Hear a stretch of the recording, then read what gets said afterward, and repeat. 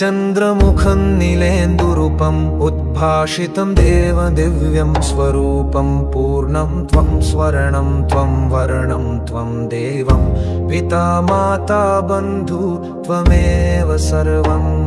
जगन्नाथ स्वामी भक्तभाव प्रेमी नमाम्यहम् जगन्नाथ स्वामी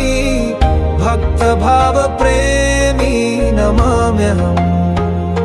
कुञ्चितकेशं च सञ्चित्वेषं वर्तुलस्थूलनयनं ममेशं पीनकनीनिकानयनकोशम् आकृष्ट ओष्ठं च उत्कृष्ट श्वास जगन्नाथ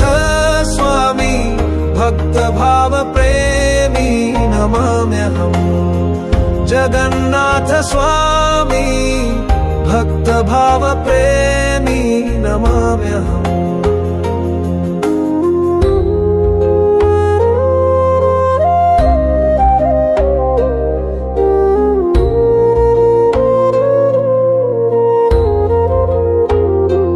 नीलाचले चञ्चलया सहितम् आदिदेव निश्चलानन्दे स्थितम् आनन्दकन्दं विश्वविन्दुचन्द्रं नन्दनन्दनं त्वम् इन्द्रस्य इन्द्रं जगन्नाथ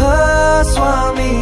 भक्तभाव प्रेमी नमाम्यहम् जगन्नाथ स्वामी भक्तभाव प्रेमी नमाम्यहम् सृष्टिस्थिति प्रलय सर्वमूलं सूक्ष्मातिसूक्ष्मं त्वं स्थूलातिस्थूलं कान्तिमयानन्तम् अन्तिम प्रान्तं प्रशान्तकुन्तलं ते मूर्तिमन्तम् जगन्नाथ स्वामी भक्तभाव प्रेमी नमाम्यहम् जगन्नाथ स्वामी भक्तभाव प्रेमी नमाम्यहम्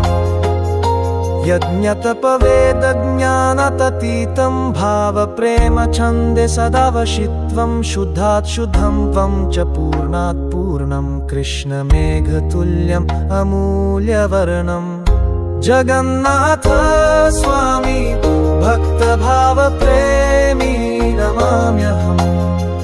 जगन्नाथ स्वामी भक्तभाव प्रेमी नमाम्यहम्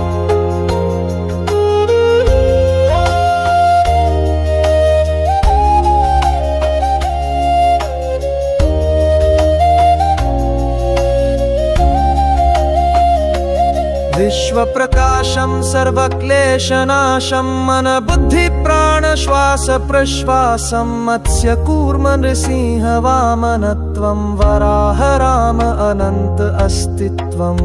जगन्नाथ स्वामी भक्तभाव प्रेमी नमाम्यहम् जगन्नाथ स्वामी भक्तभाव प्रेमी नमाम्यहम् ध्रुवस्य विष्णु त्वं भक्तस्य प्राणं राधापतिदेव हे आर्तत्राणं सर्वज्ञानसारं लोक आधारं भावसञ्चारम् अभावसंहारं जगन्नाथ स्वामी भक्तभाव प्रेमी नमाम्यहम् जगन्नाथ स्वामी भक्तभाव प्रेमी नमाम्यहम् बलदेव सुभद्रा पार्श्वे स्थितं सुदर्शन संगे नित्यशोभितं नमामि नमामि सर्वांगदेवं हे पूर्ण ब्रह्म हरि मम सर्वम् जगन्नाथ स्वामी भक्तभाव प्रेमी नमाम्यहम् जगन्नाथ स्वामी भक्तभाव प्रेमी नमाम्यहम्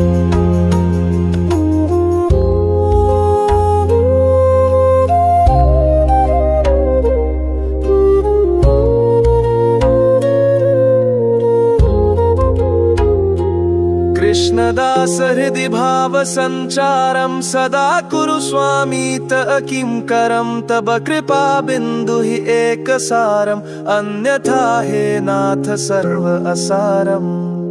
जगन्नाथ स्वामी भक्त भाव प्रेमी नमाम्यहम् जगन्नाथ स्वामी भक्त भाव प्रेमी नमः।